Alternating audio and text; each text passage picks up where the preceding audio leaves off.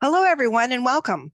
My name is Heather Rictanis. I am a principal at Geosyntic Consultants in Columbia, Maryland, and the coordinator of the webinar series on behalf of SERDP and ESTCP.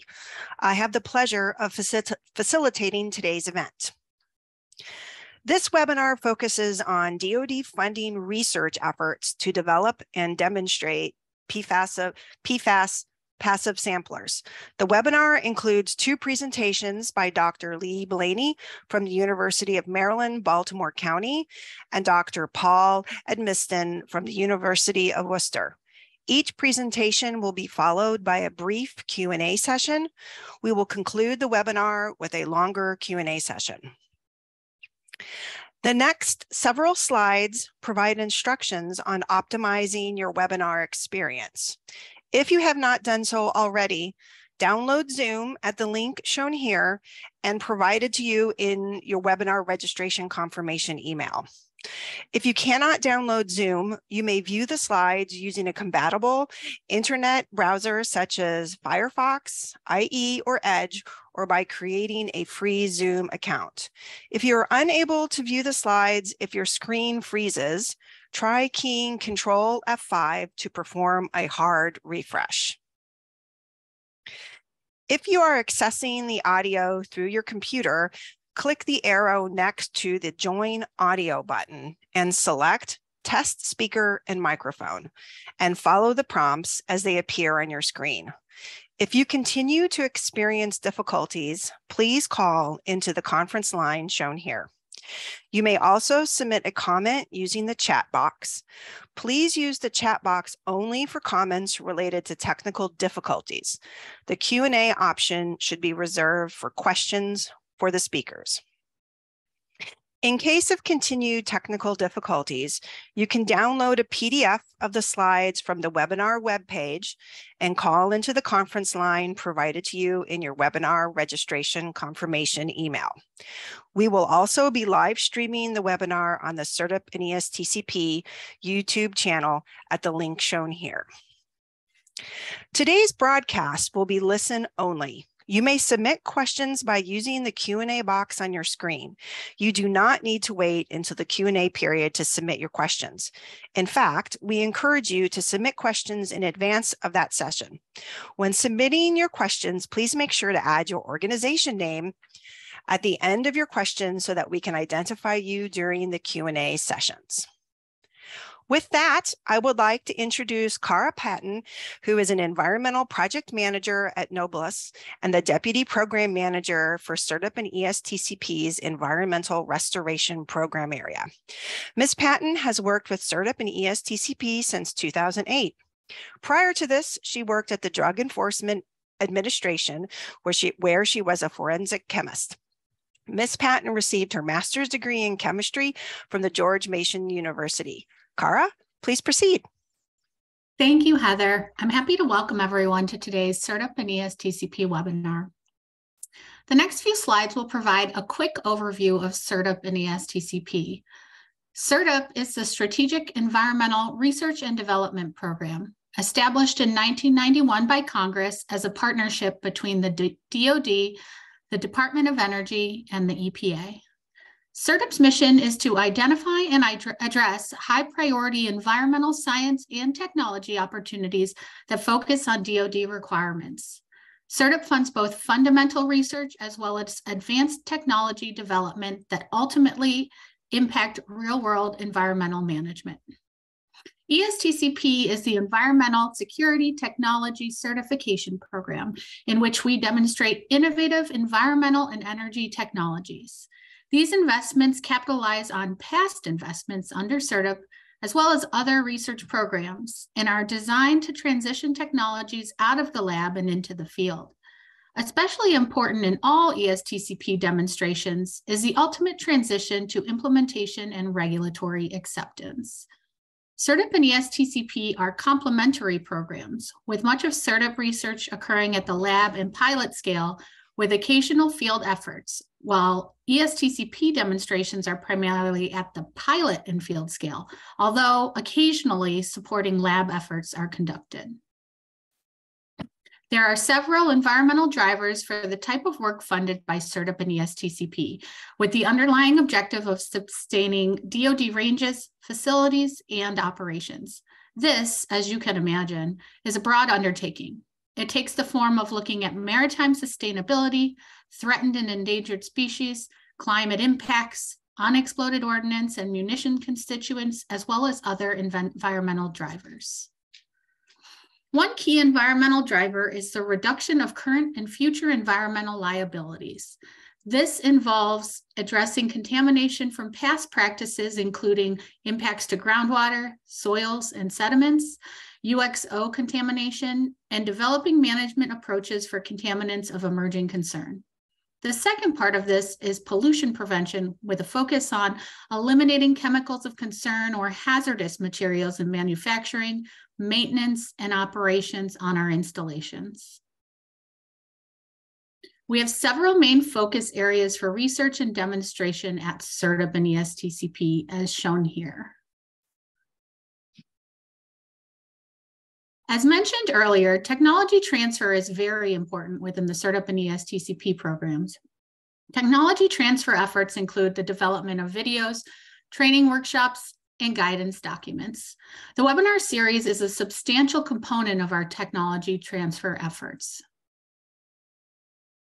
Our webinar series highlights research and demonstration efforts from all of our program areas.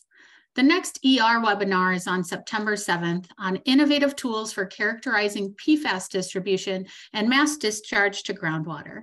Registration is currently open for webinars through the end of this year. You can find additional information about upcoming webinars at the link on this slide. All past webinars are archived and can be accessed using this link. I would like to remind you that a copy of the presentation of today's session can be downloaded from our webinar webpage. We would appreciate it if you can please take a moment to complete the survey that will pop up on your screen at the end of the webcast. I hope you enjoy the webinar today. Finally, please save the date for the 2023 symposium, which will be held between Tuesday, November 28th and Friday, December 1st in Arlington, Virginia. Now it is my pleasure to introduce today's first speaker, Dr. Lee Blaney, who is a professor in the Department of Chemical, Biochemical, and Environmental Engineering at the University of Maryland, Baltimore County. He has served as principal or co-principal investigator on projects related to environmental analysis, occurrence, fate, transport, and toxicity of contaminants of emerging concern, and water wastewater treatment and recovery of inorganic contaminants. Dr. Blaney's research has been funded by SERDP, the National Science Foundation, the United States Geological Survey, the United States Department of Agriculture, the EPA, and others. He has authored over 60 peer-reviewed journal articles and delivered over 150 technical presentations around the world. He earned bachelor's and master's degree in environmental engineering from Lehigh University and a doctoral degree in civil engineering from the University of Texas at Austin. Lee, please proceed. All right, Heather, thank you very much for the nice introduction. And thanks everyone for tuning in to the webinar. I'm excited to talk about our project that's focused on developing new passive samplers for PFAS using ion exchange membranes. Today, I'm mostly going to be talking about some of the work that we did during the limited scope portion of this project. And then, we're continuing on right now. I do want to mention, this project came from SERDP's call for new passive samplers for PFAS, and there's some particular reasons, why we need new passive samplers that I'll touch on as we move through the talk here today. So our presentation outline is shown here. We'll set up the problem, talk about some of the objectives from our limited scope project, and then I'll give you a little bit of insights into ion exchange membranes if you're not so familiar with them. And then some of the really fundamental development work that we've been putting in to developing these new passive samplers so that we can understand how they perform in different water quality conditions and for different PFAS. And then towards the end, I'll give you a sense of where we're going with our deployment schemes and how these passive samplers would work in the real world, followed up with some conclusions, next steps, and of course, the benefits to the Department of Defense. Okay, so if you're not familiar with passive samplers, kind of conventionally, there's two main classes. On the top right of the screen here, you see this polyethylene sheet. This is a conventional equilibrium type passive sampler where your adsorbate, your contaminant, partitions into the polymer phase, and you know something about the equilibrium between the polymer phase and the aqueous phase. Then you can use that equilibrium relationship after deploying these polyethylene sheets in a water supply, pull it back in, measure the membrane phase concentration, use that equilibrium relationship to back calculate a time averaged concentration of your contaminant in the water phase over the deployment time. On the bottom, there's no label here, but these are called POSIS samplers. POSIS is Polar Organic Chemical Integrative Sampler. These accumulate PFAS or other contaminants over time. And then again, you use known relationships, in this case, for the kinetic uptake of your contaminant to back calculate kind of a time integrated concentration of your chemical in the water supply during that deployment period. Now, as we all know, PFAS offer a lot of challenges to our conventional ways of doing things, and that's also the case for passive samplers. Some of the more conventional equilibrium-based passive samplers, they're not going to do such a great job of accumulating short-chain PFAS, and conventional samplers like the POSIS sampler, they may struggle and have some interferences with long-chain PFAS. And this really comes back to the fundamental physical chemical properties, of these emerging contaminants. The plot that I'm showing on the left side here, this is plotting the log D value. You may not be familiar with that term, but it's synonymous to the octanol water partitioning coefficient, except it accounts for acid-base speciation, which is important for most PFAS of concern. In the environment, they tend to behave as anions and not neutral chemicals. And so I hope you can see, some of the short chain PFAS are more hydrophilic. Some of the long chain PFAS are more hydrophobic. That means these conventional passive samplers are not going to be able to do a great job of catching everything. And so we wanted to come back to the drawing board and think, how can we develop new passive samplers that can catch most of the PFAS of concern? And when you look at the chemical structures, I hope you can see here for some of the different classes, one common characteristic amongst most of the PFAS of concern right now is this anionic moiety. So some of the perfluoroalkyl carboxylates and sulfonates, they tend to always exist as anions in the environment. Some of the sulfonamide type PFAS can exist as neutral species or anions depending on pH. But we thought we could take advantage of this anionic characteristic to develop new passive samplers. Now, some of you may be familiar with using ion exchange resins for PFAS treatment or remediation during pump and treat operations. The principle here is exactly the same, but rather than using resins, we're using very similar materials, but in membrane form. Now, these materials will contain a fixed positive charge that's typically coming from a quaternary ammonium group. And we hypothesized, that these negatively charged PFAS would want to interact with those sites and accumulate in our membranes.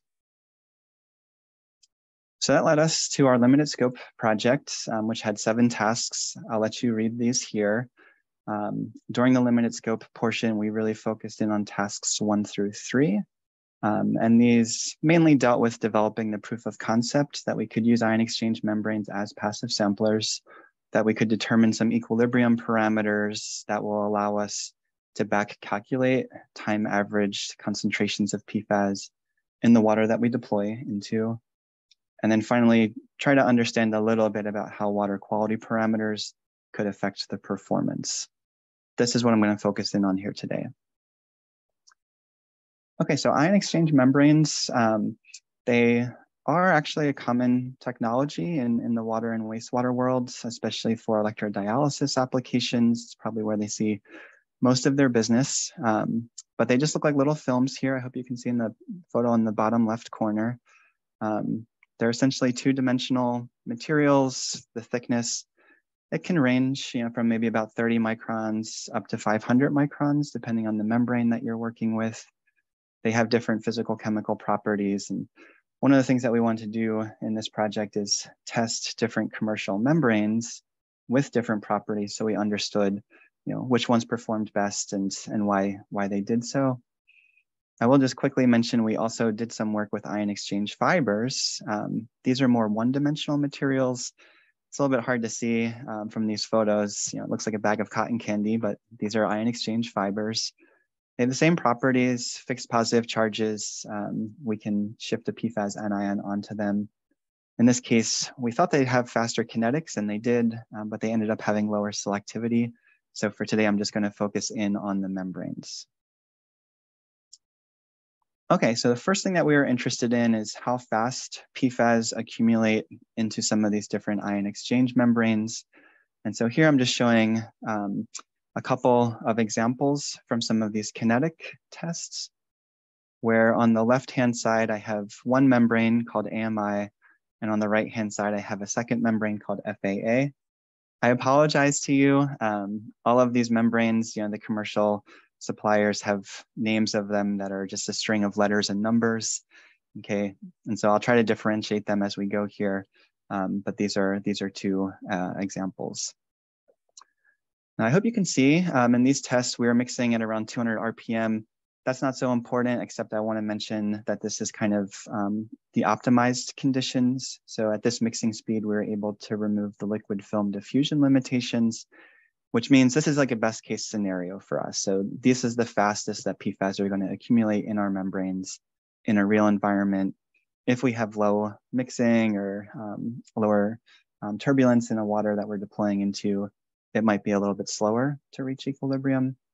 Okay, but in this best case scenario case, we are able to see PFAS reached equilibrium maybe after 24 hours, 72 hours for both of these membranes, regardless of the chain length or the head group on the PFAS.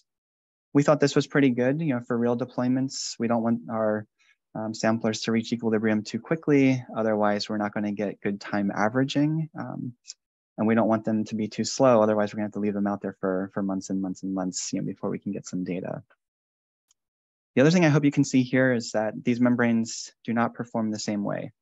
So the FAA membrane, the membrane phase concentrations of PFAS are about 10 times higher than the AMI membrane. So we're accumulating more PFAS, which means we should be getting better sensitivity, lower method detection and quantitation limits on the back end.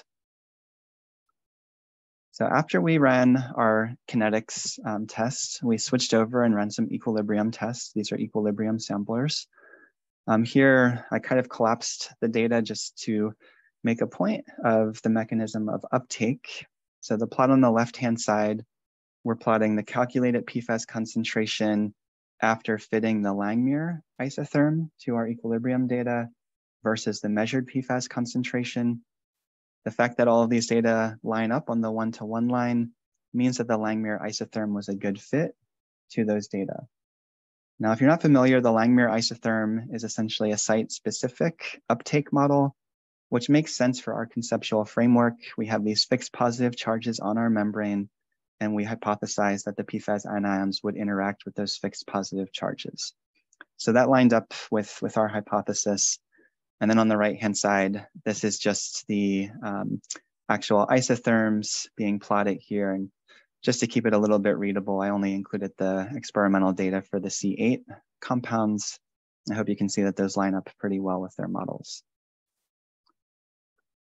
Okay, so after we were able to determine that ion exchange was the starting point, we had some additional data that made us realize, okay, there's actually something else going on here. I'm going to talk about that on the next slide, but I want to set you up here with just the conceptual picture where our PFAS comes in. So in this case, I have the C6 carboxylate. It's coming in, our anionic moiety is interacting with this fixed positive charge, kicking chloride off the membrane. Okay, and then the way we kind of envision this, just for conceptual purposes, is that the PFAS tail kind of folds down and we get some hydrophobic interactions between the fluorinated tail and the base polymer. And that makes the uptake even more selective and really helps us make sure we're accumulating a lot of PFAS on these membranes so that they can perform well as passive samplers. Okay, so to demonstrate that kind of dual mechanism here, I'm plotting the selectivity coefficients as a function of chain length. First, let me tell you the selectivity coefficient, which is defined in the upper right-hand corner, is the equilibrium constant of the ion exchange reaction. So here we have our membrane in chloride form. We bring a PFAS anion into the vicinity. It goes onto the membrane and kicks the chloride off. That equilibrium relationship, we call it the selectivity coefficient, and it automatically accounts for competitive adsorption. This is something that is unique to ion exchange. So in these plots, I'm plotting the log of the selectivity coefficient versus the number of carbons in the PFAS. On the left-hand side, I have an FAD membrane. On the right-hand side, AMI. Apologies again, for the somewhat vague coding here. But I hope you can see, if we look at the blue diamonds, these are the carboxylates. As we increase chain length, we're getting greater selectivity. For the fluorotelomere sulfonates in gold, the same story. And for the sulfonates in red, we're also seeing the same thing. We see that for both membranes. Okay. Now, at some point, for the carboxylates, which we have more of in this particular experiment, we actually see that the selectivity coefficients start to plateau off and then eventually decrease. And that was also a common characteristic across the two membranes, which told us there's something fundamental going on here that we need to get to the bottom of. Before I move on, I'll also just emphasize again, that not every ion exchange membrane is created equal. In this case, we have much greater selectivity coefficients for the FAD membrane compared to AMI, which means we're going to get better performance once we deploy out in the real world. Okay, so on that last slide, we saw that kind of plateauing of selectivity coefficients as chain length increased, and then eventually it started going down. So the blue data on this plot are exactly the same as from the previous slide. Now, our understanding of this phenomenon at this time relates to the ion exchange capacity. So if we just go back to our conceptual model, we have our C6 carboxylate interacting with the fixed positive charge on our membrane, and then we're getting additional favorability of this uptake through the hydrophobic interactions of the PFAS tail with the base polymer. However, these membranes are designed to have high ion exchange capacity, which means a high density of the fixed positive charges. So as we start increasing the chain length further and further and further, you could imagine that we might start seeing some disruption of those hydrophobic interactions due to the placement of another fixed positive charge. And so in this case, when we look at the C12 carboxylate, PFDOA, in this case, we're not going to be able to get all of the energy out of the interactions, of that C12 tail. Maybe we're just getting 6 or 7 of the carbons before we see this disruption, which would then lead to the downturn in selectivity that we noticed in our membranes. So to confirm that, we started playing with some other membranes that had lower ion exchange capacities, like this FAA shown here in red. And I hope you can see, we don't see that leveling off of the selectivity coefficient, and we don't see a downturn. We're working on getting some additional data here right now. Okay, but this membrane has more space between the fixed positive charges. And so we can actually see that we can keep pushing the selectivity higher and higher for some of the long chains, which might be beneficial at certain sites. So I want to talk briefly about a quick case study here, because this is a question that we get very often. What do competing ions, what's the effect of competing ions on the uptake of PFAS in your membranes? And I want to be very careful here to emphasize that there's 2 aspects to this question. First has to do with the calibration. For us, our calibration is a selectivity coefficient. We could do this against any background ion. We tend to use chloride because it's often, present. It's present at high concentrations, and so it's easy to calibrate against. But that selectivity coefficient, it only depends on PFAS levels and chloride levels in the aqueous phase and the membrane phase. Other competing ions that might be present in water, sulfate, phosphate, dissolved organic matter, They don't affect that equilibrium constant, which means they don't affect our calibration. However, they do take space on the membrane. That's more of a mass balance issue. Okay, and as long as we know something about the selectivity coefficients against different background ions for chloride, we can account for that.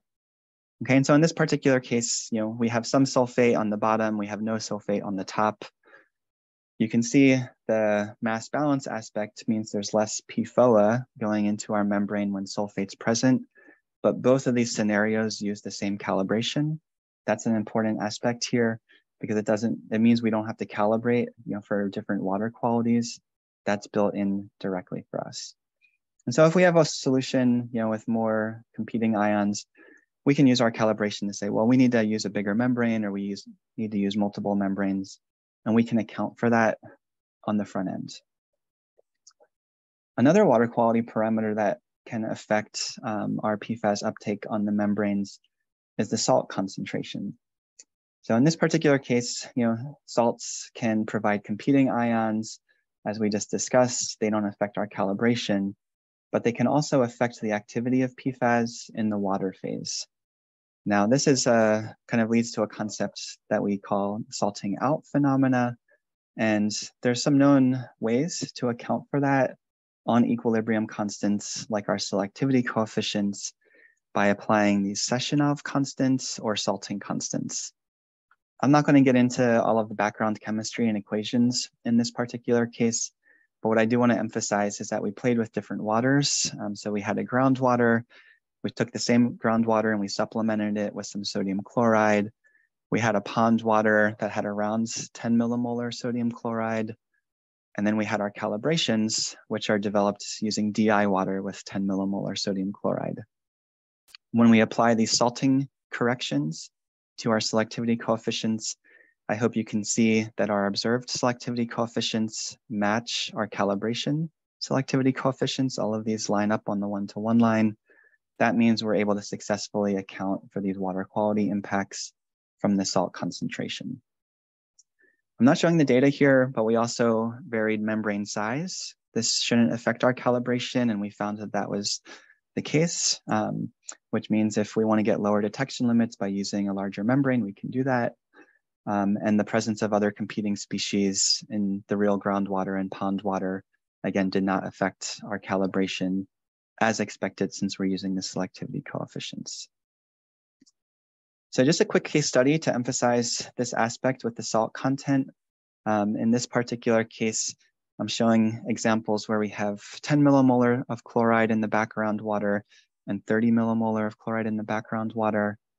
And you might think, it makes kind of intuitive sense. If we have more chloride, that implies there's more competition for the fixed positive charges on the membrane. And so we should get lower PFAS uptake. But in this case, because that higher salt content leads to these salting out phenomena, once we correct our selectivity coefficient using the Sessionov constants that we were able to determine in the lab, we actually find that more PFAS goes on the membrane in the presence of this higher chloride concentration. So that's actually a really interesting finding. It also implies, if we're looking to deploy these samplers in brackish waters or saline waters, that might pose challenges for other types of samplers. This is actually going to be something that benefits us and allows us, again, to get greater sensitivity, lower method detection and quantitation limits. Okay, so far I've only been telling you about how PFAS get onto the membrane, but once we deploy these, we need to go and collect them and then extract the PFAS from the membrane so we can do our back calculation and determine what the time average concentration was in our water source.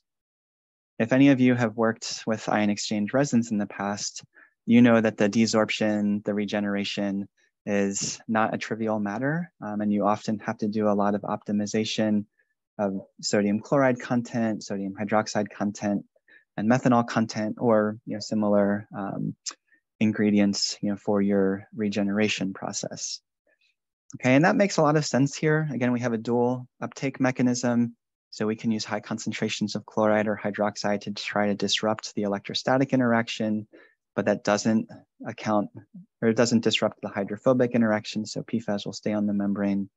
We can use solvent to disrupt those hydrophobic interactions, but it doesn't disrupt the electrostatic interaction at the head group. And so that's not going to be effective. So we need to use both. We spent a lot of time trying to optimize this, for some of the membranes that we deployed in our first phase of this project. But then we came across a great finding. One of our membranes that had very good capacity and very good selectivity actually dissolves in methanol. And so we're actually using that moving forward to quantify our membrane phase PFAS and chloride concentrations. As I showed you before, these membranes, they kind of look like kind of brown films. When we put them in methanol, that brown film dissolves. And you might be able to see in this photo, like this grid pattern here, that's actually a reinforcement on the inside of the membrane to help it keep its shape, and add strength and robustness, during different applications. So that reinforcement material stays behind, okay? But the ion exchange membrane itself actually dissolved in this solution. And that's great because if we dissolve the membrane, we get 100% PFAS release, we get 100% chloride release from those fixed positive charges. And that helps our quantitation of what was on the membrane. Now you may be asking the question, well, hey, you're probably also releasing a lot of like the monomers and other polymer components of the membrane. Does that affect anything? After some relatively simple cleanup processes, we actually don't see very great matrix effects at all from the background matrix material, generally within the 30% range, which is what we want in regular samples anyway. So we're pretty happy with this plan. So I'll quickly just tell you our deployment scheme here. This will be kind of as we move forward into phase 2 of the project, but we are planning to deploy our samplers for about 1 or 2 weeks, as Caitlin is doing here in a wet pond of Maryland. Once we deploy the sample, we'll collect a grab sample of the water to measure the background chloride concentration. After a couple of weeks, when we retrieve our sampler, we'll again collect a grab sample to measure the chloride concentrations. Bring the sampler back to the lab, extract the membrane, dissolve the membrane in methanol with some ammonium acetate. That releases our PFAS and chloride. So we measure those membrane phase concentrations, which are the Qs in this equation at the bottom. We have our aqueous chloride concentration from the earlier grab samples. And then the K here is our selectivity coefficient, our calibration. We use all of that information to back calculate what was the average PFAS concentration in the water during that 1 or 2 week deployment period. So just to quickly wrap up, during our phase 1 project, we were able to successfully evaluate commercially available anion exchange membranes as passive samplers for PFAS. We confirmed the mechanisms of uptake and identified the best membrane to move forward with in terms of capacity, selectivity, and the downstream quantitation of PFAS on the membrane. We did some good work to understand the equilibrium constants, the selectivity coefficients for different PFAS with different chain lengths, with different head groups.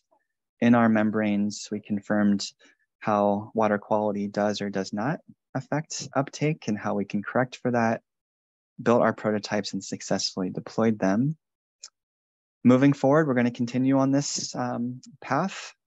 In phase 2, we'll do some more rigorous and systematic evaluation of the water quality effects.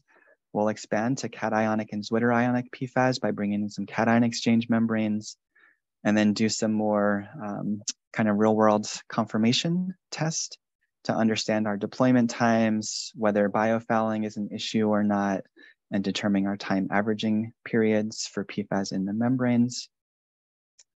And then finally, I'll just wrap up with the benefits to DoD. One thing that we think passive samplers can really help with is reducing the number of required grab samples. And so if you have a temporal distribution of PFAS concentrations at your site of interest, using passive samplers to get a time average concentration may help you reduce the overall analytical burden that you might have, as well as the analytical costs. Because we're using commercially available ion exchange membranes, we don't have a lot of scale-up issues. We can be ready tomorrow to start deploying these. Once we know the equilibrium chemistry and how our back calculations will work in different water qualities by building universal calibrations. We can apply these membranes to different types of hardware for different deployment limitations and logistics at different sites, in water systems, in groundwater systems, in sediment systems. And then finally, some of the theory that we've been developing will also be useful and applicable to other ionic contaminants of interest to users. I'd just like to thank our great team over here at UMBC, especially Dr. Ke, who's been the leader of this project and really driving it in the lab, as well as the rest of the students on the team here. If you'd like some more information, please check out our website, which is shown here, or reach out to me by email. Thank you very much for your attention.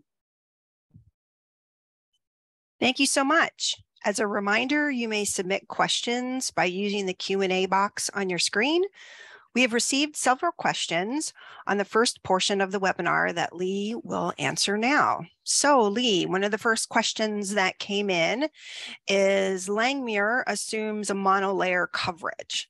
Given that absorbed PFAS can interact with other PFAS and form multi-layer absorption, do you think that would affect the use of Langmuir as a model for this process?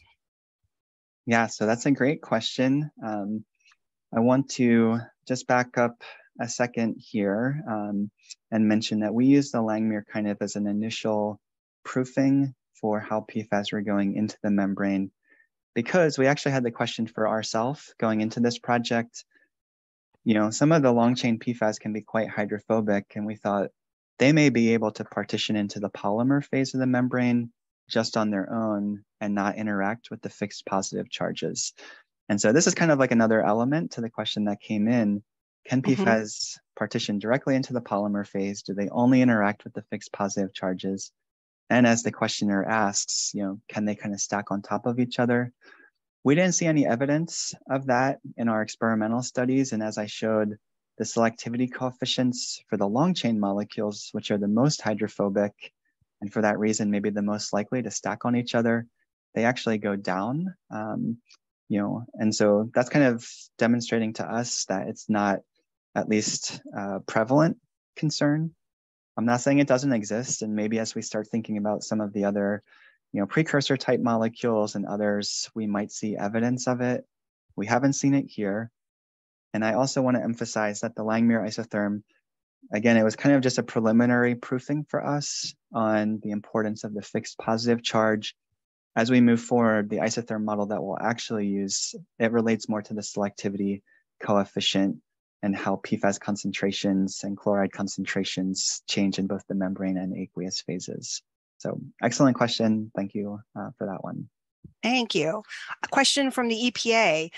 In the uptake kinetics experiment, what explains the difference between the order of uptake versus chain length for PFCAs versus PFSAs?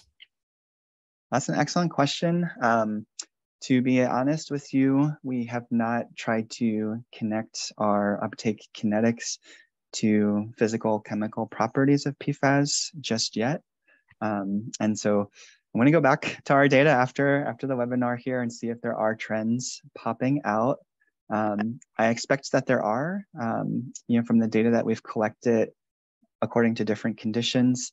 But I do want to emphasize that that is actually going to be a key part of our phase 2 work that we'll be moving into this year, trying to understand those uptake kinetics, both in terms of kind of bulk uptake, you know, so kind of in the, you know, beaker type experiments, how quickly are PFAS going onto the membranes, but then actually also getting into much more fundamental PFAS transport in the membranes by determining diffusion coefficients.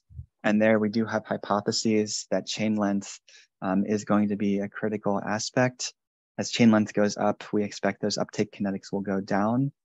And we actually do have some experimental evidence that some of the short chain molecules initially go onto the membrane, penetrate deeper, and then come off. And so we kind of see higher uptake at short times. And then as time goes, as we extend the time, some of those short chain PFAS actually come off the membrane. And we think it's because of displacement from the long chains that just diffuse into the center of the membrane on longer timescales. So thank you for that question.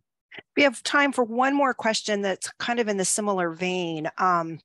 With you talking about length of times with equilibrium and staying on and coming off the passive samplers, can you comment on why you selected a 1 to 2 week deployment for equilibrium? You know, considering a lot of the equilibrium was achieved within 24 to 72 hours, but I think you started kind of talking about that with your last answer. Yeah, so that's a very good question. That equilibrium in the experiments that I showed, kind of at the beginning of the talk here, that was kind of under best case scenario conditions. We had kind of vigorous mixing, and so we were able to eliminate any diffusion limitations at the interface between the water and the membrane. In the real world, we might have less mixing. It could take a little bit longer. And so these 1 to 2 week deployments, that's kind of building in a little bit of a safety factor to make sure we get to equilibrium. And that's going to be something that we kind of confirm in phase 2. It might be, 1 or 2 weeks, or maybe we actually will find, in real deployments, just a couple of days is okay. It might be a little bit longer than 2 weeks. But this is kind of a pretty good time averaging period, kind of looking back over the history of passive samplers and their deployments. One thing that I do want to mention real quickly here before we wrap up, unlike conventional passive samplers like polyethylene sheets, equilibrium-based passive samplers, one of the benefits for us in using the ion exchange membranes is the fixed positive charges. It's kind of like a superhighway. So it really helps PFAS penetrate into the center of the membrane much faster than they would a typical polymer. And so that's actually something that helps us with those deployment times. Well, thank you for that. And we have several other questions that we're taking note of, and we'll circle back with you towards the end of the seminar. And with that, I'd like to introduce our second speaker for the day. He is Dr. Paul Edmiston, who is the Thuron and Dorothy Peterson Professor of Chemistry at the College of Worcester. He's an analytical chemist with expertise in the identification and quantification of small molecules by mass spectrometry. His work focuses on developing specialized absorbents optimized to bind PFAS with other compounds, and specifically on advanced materials for water purification using mesoporous organic silica, as well as chemical sensors based on molecularly imprinted materials. He was Chief Science Officer at ABS Materials from 2008 to 2016, commercializing Ozorb-type absorbents. He is currently a principal investigator of SERDP projects on the measurement and treatment of PFAS. Dr. Edmiston has authored over 50 peer-reviewed journal articles. He received his bachelor's degree in chemistry from Pepperdine University and a doctoral degree in chemistry from the University of Arizona. Paul, please proceed. Thank you, and thank you for the great introduction. My talk today is going to be on passive samplers, again, of course. And just to do an outline, I'll do a little bit on the theory and case use, and then tell you about the passive sampler we have designed as part of our SERDP project, including lab and field validation data, and really how the deployment and analysis goes. One of the key guiding attributes of our project was thinking about the end user of the passive sampler. How could it be deployed? What's ease of use, and how to actually get it to third-party analytical labs for testing. Now, we've learned a little bit about passive samplers already, and many of you probably are familiar with it. But in essence, essentially, it's a device that has a receiving phase that absorbs analytes from the environment, air or water, in this case, water. And oftentimes, the receiving phase is absorbent. It may be a membrane too, or packed behind a membrane. But anyway, in any case, it's like an absorbent phase that pulls these analytes from the environment. The reason why you'd use passive sampling over traditional grad sampling has been mentioned before. One of the biggest drivers is lower costs. If you have a small, easy to ship device, it's a lot simpler than a large volume of water. Also, it mitigates some of the storage issues and site investigation waste. You can deploy them in diverse sampling regimes, for instance, surface and stormwater. And also it's designed to yield a time-weighted average concentration. That's from the different modes of passive sampling. There's a kinetic regime where you have an integrative sampler, and I kind of view that as a flypaper for analytes. And so during that time, analytes continue to accumulate. Now, every device will eventually reach an equilibrium state where that flypaper is fully real, capacity is fully realized. That's the thermodynamic regime. Now, our sampler is focused on being a integrative sampler. And the reason why is to take advantage of that sort of flypaper analogy. If you have a water system where you have variable concentrations over time, a grab sample may miss those events. Even a composite sample may miss a high concentration event. But if you have a passive sampler that's accumulating mass during that entire period of time, that time-weighted average may give you a better profile of the analyte concentration at the site. So let me introduce you to our design. Commercially, it's called a Sentinel. What it is a fairly small device, actually. It's made of polyethylene and fits within a standard 50 mil centrifuge tube for field carrying and shipment. It has a window, which behind it is the absorbent, which is colored, it's blue. And that's the PFAS absorbing adsorbent. There's no membrane. Instead, the absorbent is housed behind a polyethylene mesh. So there's direct contact between the water and the sampler. There's no preconditioning required. You remove it from the centrifuge tube and deploy it in the water stream. The absorbent is made of a mesoporous hydrophobic resin. It's inside the resin is a polymer that has weak ion exchange groups. And to increase the capacity for short chain compounds and bind them strongly, those amine groups are then decorated with divalent copper ions. So that gives an even higher valency state for anionic PFAS to bind to, like PFBA. Also has a side benefit that the copper ions prohibit the growth of biofilms on the resin itself. After deployment, I want to just tell you a little bit about how it's measured. Deployment's pretty straightforward. It's taken out of the package and placed in the water. Then it's returned back to the lab in a 50 mil centrifuge tube. After returning to the lab, it's rinsed with DI water. Then a centrifuge then dries it.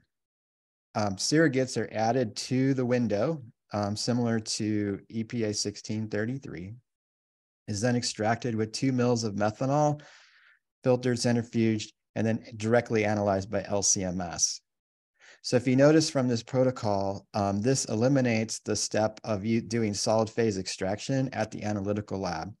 This really streamlines the analytical process and makes it much more less labor intensive than traditional solid phase extraction methodologies. Therefore, it can be very quickly going from sampler to results. So how is the concentration determined? Well, the mass absorbed, which is measured in the laboratory, is based upon 3 things. The sampling rate, which is characteristic of the device and environment. The time it was deployed, it's like flypaper, the longer it is, the more you accumulate. And then the water concentration, the average concentration.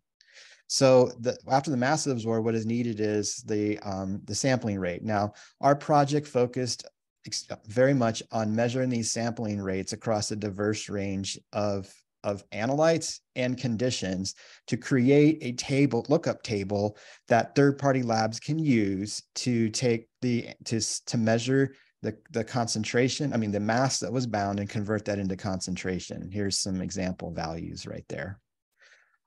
There is some dependence on different site characteristics. The biggest one being flow rate, of course, because that brings the kinetics into play. But temperature is also important. So these values are known, and their dependencies have been understood to create these lookup tables. So the site user simply needs to know the following. Is it like a static environment or flowing stream? What is the temperature and how long it's deployed? That with the sampler returned to an analytical lab is enough information to yield a average water concentration. One of the key things we wanted to validate, is it truly integrative? Is it have this capacity to bind and not release analytes over time, particularly if there is a high concentration event? So we could do this in the lab through a simulation where we have a flowing stream with a fairly low concentration of PFAS and then a square wave spike of high concentration event. Then it's returned back to the low concentration. Now, if it's an integrated device, the mass accumulated will be preserved over time. If it's equilibrium, there'll be back diffusion off and then a lower mass will be absorbed. So based upon our profile, we expected to accumulate 151 in nanograms during that time period. We observed 147. So during that analysis, very little came off. Therefore, the device is quite integrative. And in fact, further testing shows that the integrative sampling persists for at least 3 months. So very long deployments are possible without losing that accumulative result and integrative performance. One of the very important things when evaluating a new passive sampler is to ensure its accuracy. So this was done in a variety of field validations. One of them was conducted at Peterson Air Force Base. This was groundwater sampling regime. And the experiment was done by deploying dozens of passive samplers in conjunction with grab samples, which were done in conjunction with the deployments. And what's shown here is a correlation plot that plots like the result return versus the passive sampler versus the grab sample. And there's good correlation between the two modalities of sampling. So based upon a total assessment of the Peterson Air Force Base study, we saw about 14% RPD of duplicate samplers.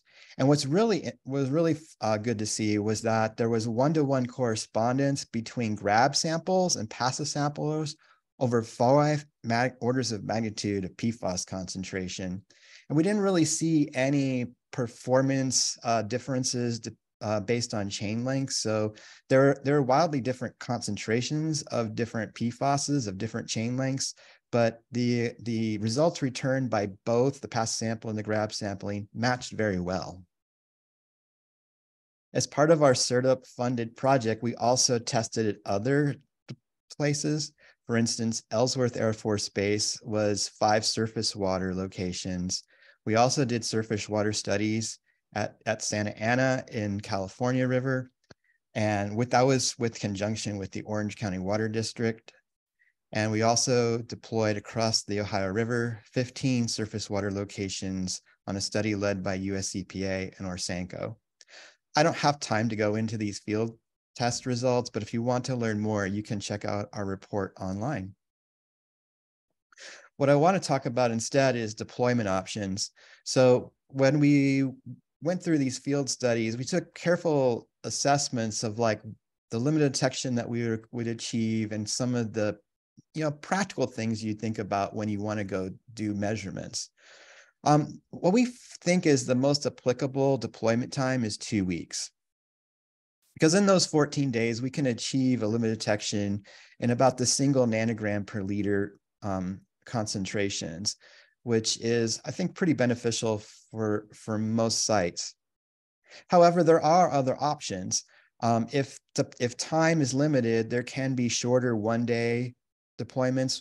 However, you sacrifice analytical sensitivity because there's less time to accumulate analytes. However, if sensitivity is very important, you can go up to a 30-day deployment to reduce those limits of detection.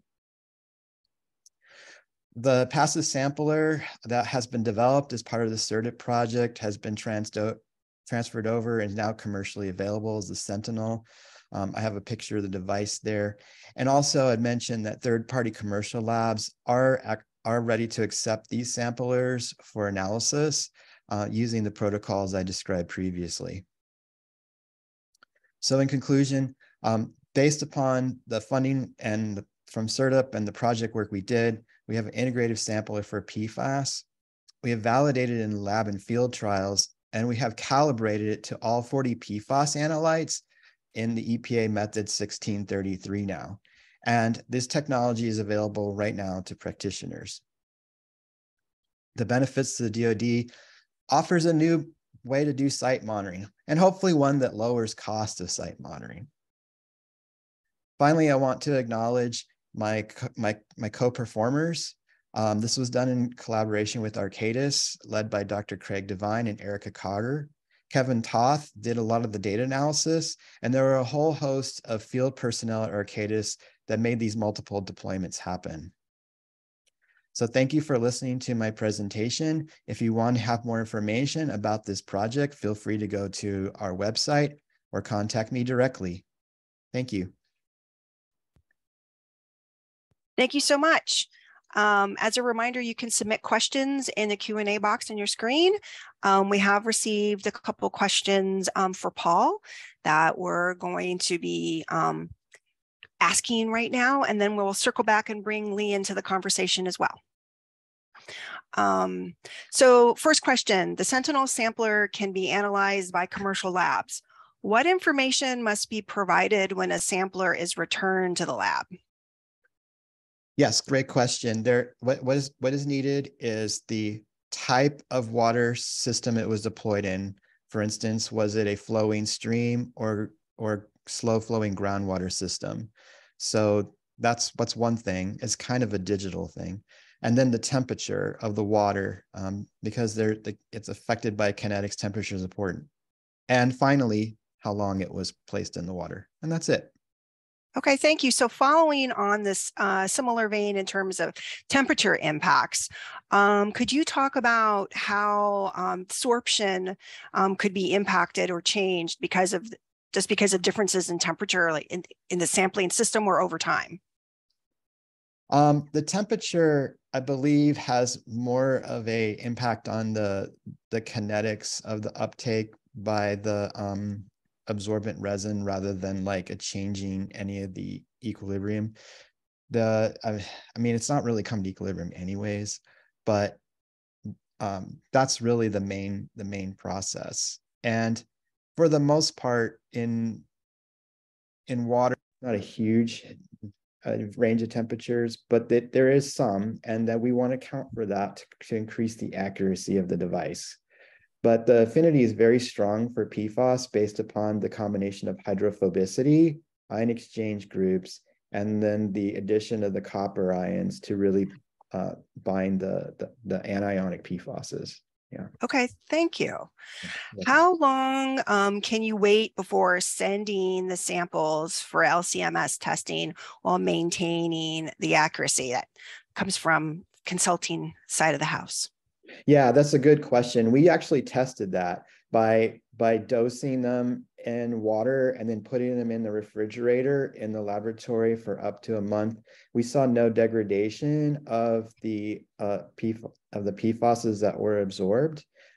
So, you know, I think because they're absorbed to the resin, they're pretty much like then bound and maintained. So that helps, because if you have a backlog at your analytical lab, you do have a window of time that you can keep them in the refrigerator without any loss of sensitivity. That's fantastic. Yeah. So there's a specific question on slide 52. What concentration in the water would have been indicated by the sampler if sampled at the 200-hour mark? Oh, okay. Yeah, I tried to make these slides a little bit less data heavy. I forget. I think it did. So the low concentration was like 50 nanograms per liter. So I think it ended up being about 200 nanograms per liter. Okay, so it's not like 10,000. It says right there, 100 nanograms per liter. Yeah, okay. So it was like about 200, 220 nanograms per liter. Okay. Mm-hmm. Next question. Would there be any potential benefit of adding labeled PFAS to the samplers to estimate depletion and or loading kinetics? Right. So potentially what the question answer is like, could you load the surrogates ahead of the deployment in the water? So if we're thinking of it as like a PRC, like performance reference compound kind of thought process, we tried that, but the binding is so strong, they never really leached out very much. However, we are thinking about like maybe using really short chain. Also, like, I'm not sure I'd want to put PFAS on there. But so what if we were going to do that, what we would use is like other molecules like alkane compounds that are safe. That's useful, but our trouble is that the binding was so strong they never leached off. Okay. Couple more questions on your talk, Paul, and then we'll loop Lee back in. So this comes from the EPA. If the grab samples are not quote unquote the gold standard, do you have an opinion on why so many regulators rely on grab sample results? Well, I'll say that that's a really good question. I don't know if I'm qualified to answer it, to be honest. I think that I think it really depends. I can only speak to like the research that I've done, and the goal was to create a passive sampler that could provide investigators at this time-weighted average that really captures PFAS really well in a continuous way to give that data point. There may be places where grab sampling is, preferred, better, and adequate. So I think I'm not arguing that one way or another, but all I know is that we're trying to make a device that will help us as a community better measure PFAS in specific instances. Thank you. Yeah. So here's a combination of two questions, has to do with the commercial laboratory and the methodology. Is there a list of the commercial labs who can analyze data with these passive samplers? What other methods, or what method is most appropriate, established methods most appropriate for measuring with the samplers? Is this for both of us? It's for you, Paul. Okay. There is I believe 3 now laboratories that can accept that. If you're interested in what they are, please email me. I'll give you the list. Thank you. And then is there a particular method? We have an established protocol that the laboratories would use. I kind of went over it. It basically involves surrogates. So the sample is returned, the surrogates are added to the resin, they're co-extracted. So you actually do isotopic dilution measurements to do the actual, quantitation, very similar to EPA 1633. So you're basing your results off of the surrogates, and that provides a level of QA/QC. You also use internal standards as part of the SOP, but I didn't go over the full SOP. Again, if you want more information, you're welcome to reach out. Well, do you mind moving your slides up one to go back to your contact information? Excellent. Thank you so much. So we have some time for some general questions, and also to be able to circle back to Lee on some questions specifically for his presentation.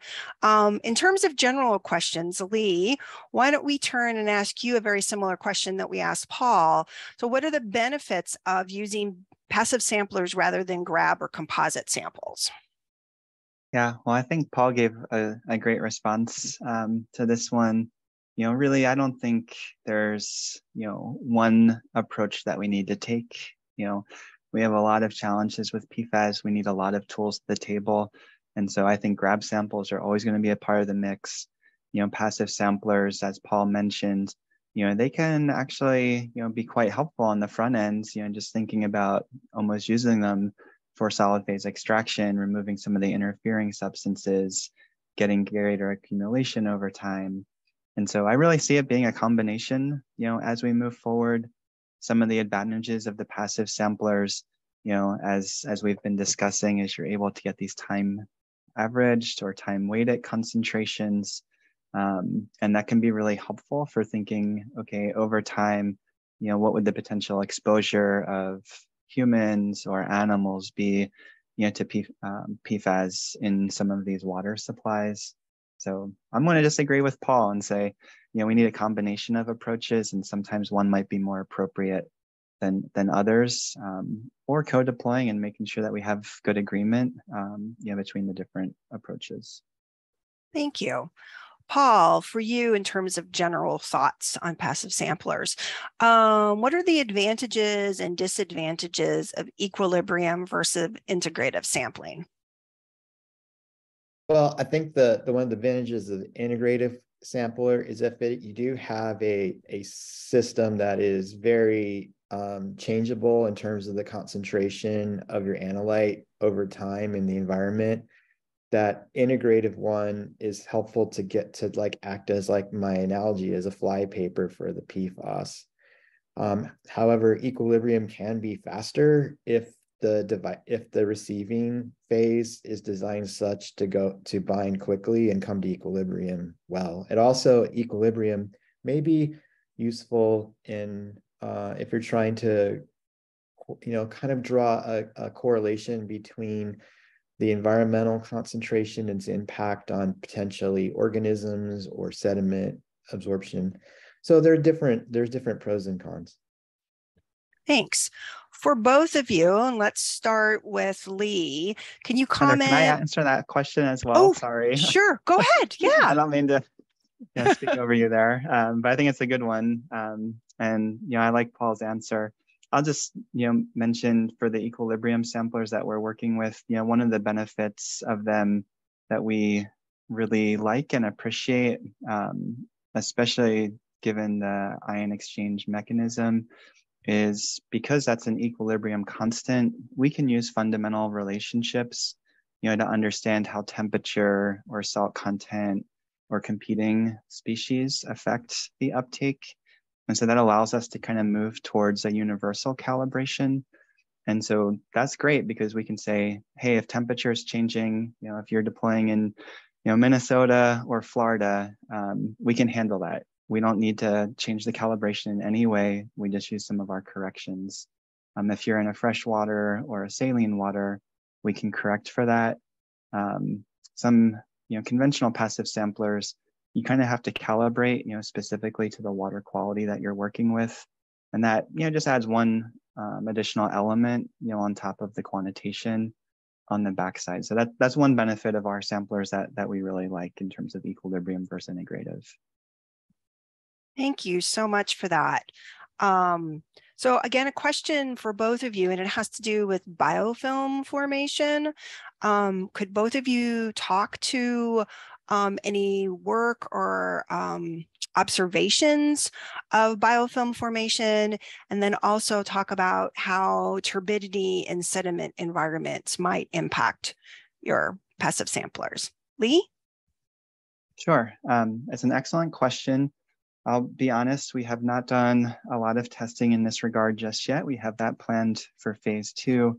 However, we did do some long-term studies. I think we did 10 or 11 week deployments in a pretty eutrophic pond water just to see, if we had, some degradation of the membrane, if our calibration was off, over this long deployment time, in a pretty aggressive water source. We didn't see any evidence of that, but that's something that we want to continue evaluating as we move forward. And we're actually kind of taking a little bit of a similar strategy as Paul. So, the copper is directly in his sorbent.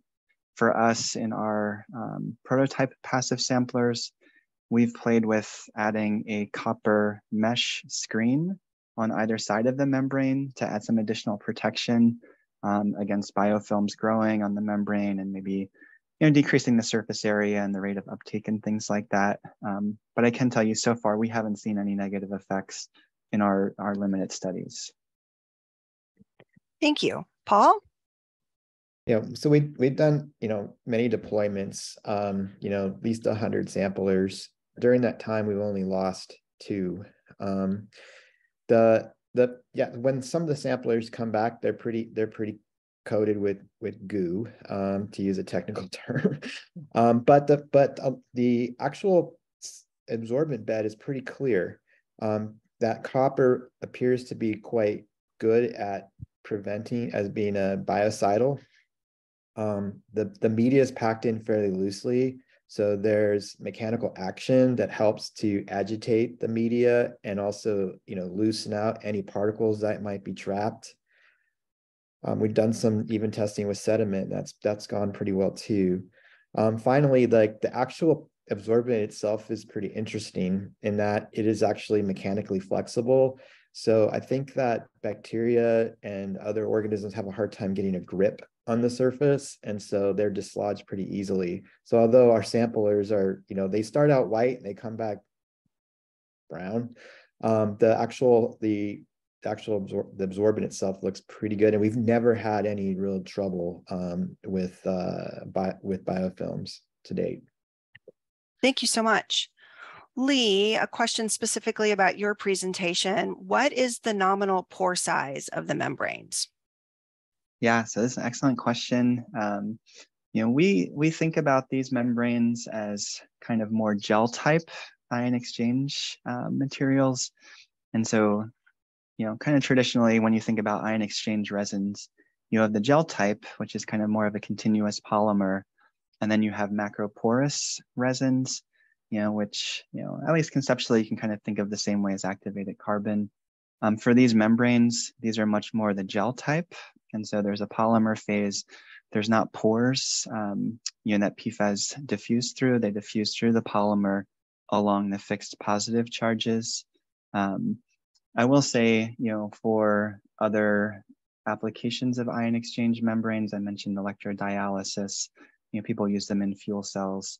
The idea is kind of, water doesn't diffuse through pores across the membrane. It's really more of a selective barrier that focuses just on either anions in our case so far, or cations, as we move forward in our phase 2 project.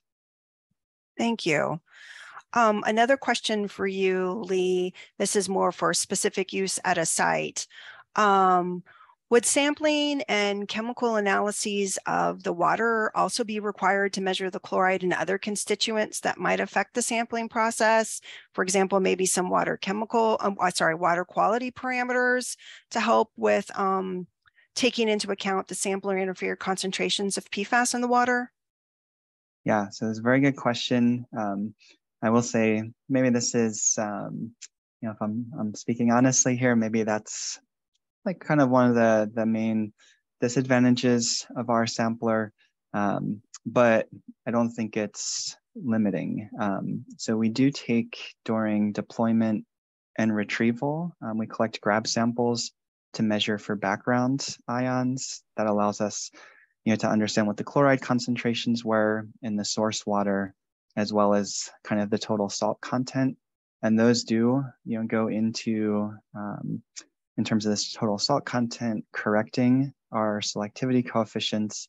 And in terms of the chloride concentrations, our back calculation, of what the time average PFAS concentration was in the water. So we do need those samples. However, we don't need to measure PFAS in them. And really, we just need to measure, probably for most sites, the chloride content, which is much higher levels, much easier to analyze and doesn't take a long time. But we do need that for our back calculation. So good observation. Thank you. So Lee, a question somewhat similar in terms of, for your sampler, is the performance a function of ionic strength? And how is it impacted by pH in either very acidic or very basic environments? Yes. So the ionic strength part, I kind of avoided that term on purpose in my presentation. Instead, I called it the salt concentration. That's because our correction using the Sessionov constants or salting constants, it uses salt concentration and not ionic strength.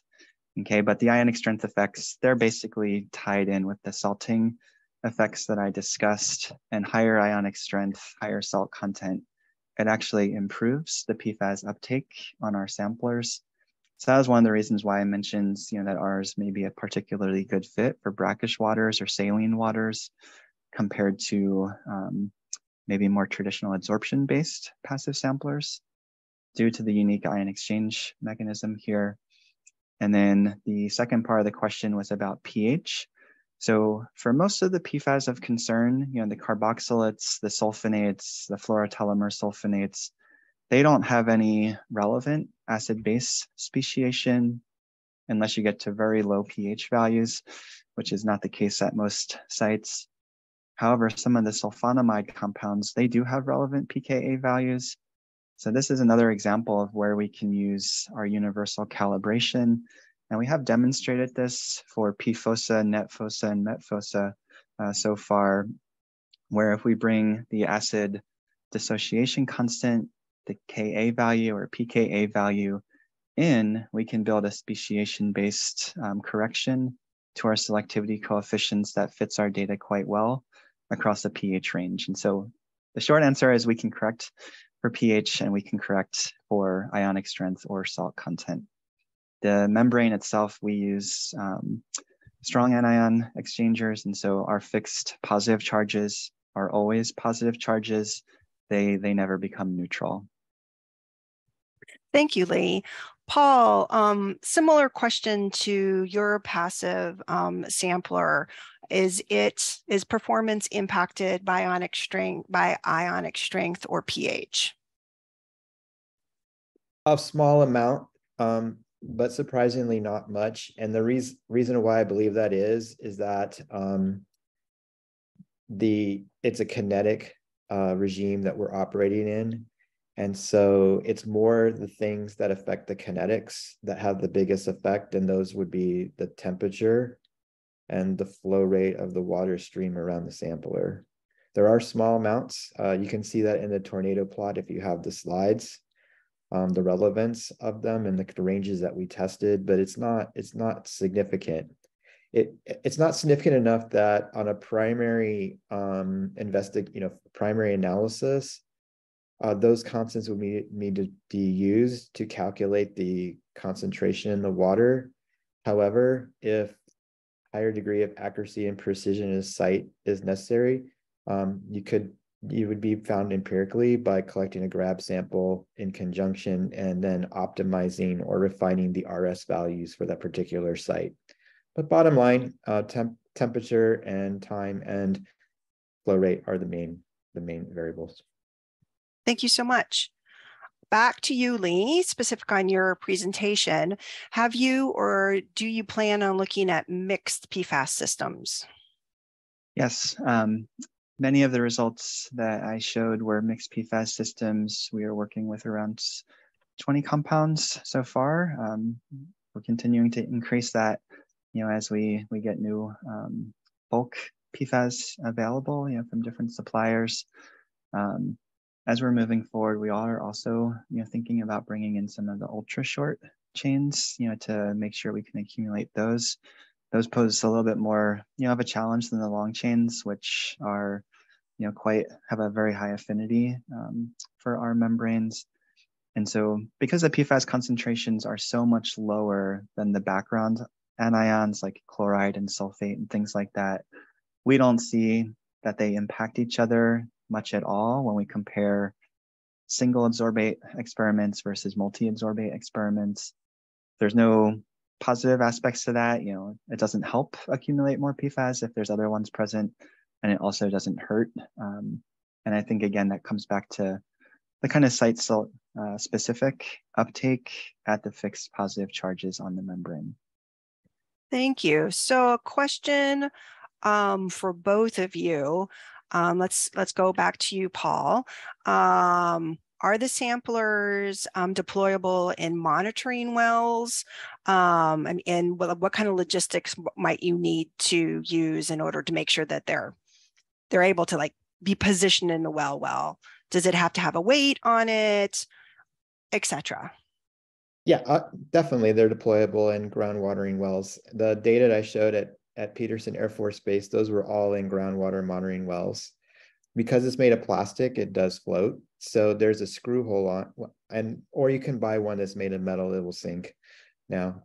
But basically you just have to tie it to a string or other sort of retrieval system where the depth that you deployed it at.